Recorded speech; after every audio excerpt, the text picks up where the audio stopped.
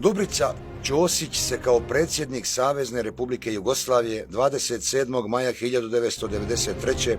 sastao s komandom vojske Jugoslavije u Dobanovcima kod Beograda. Ćosić je priznao da vojska Jugoslavije učestvuje u međunacionalnom i građanskom ratu, kako je on govorio, bez jasno određenog cilja. Između ostalog, rekao je, citiram, pomoć vojske Jugoslavije vojskama Republike Srpske Krajine i Republike Srpske bila je velika, pa su se i rezerve istopile. Država Jugoslavija izdržava 70.000 vojnika u vojsci Republike Srpske Krajine, oko 200.000 vojnika vojske Republike Srpske i vojsku Jugoslavije, a to je skoro 500.000 vojnika.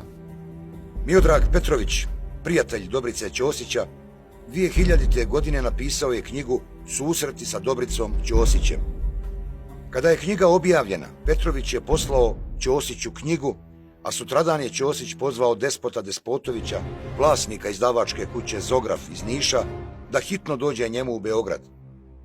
U svojoj kući na Dedinju, Ćosić je tražio od Despotovića da knjigu uništi, da je ne pusti u prodaju, jer će ga ta knjiga direktno odvesti u Haag. Despotović je ispoštovao Ćosićev zahtjev. Ipak, nekoliko primjeraka je sačuvano. Ćosić je priznao da je Užički korpus porušio kuće u Višegradu i govoreći o tome tvrdi da je on poslao Užički korpus na borbene zadatke, gdje je, kao što nam je poznato, ubijeno na različite načine na hiljade Bošnjaka.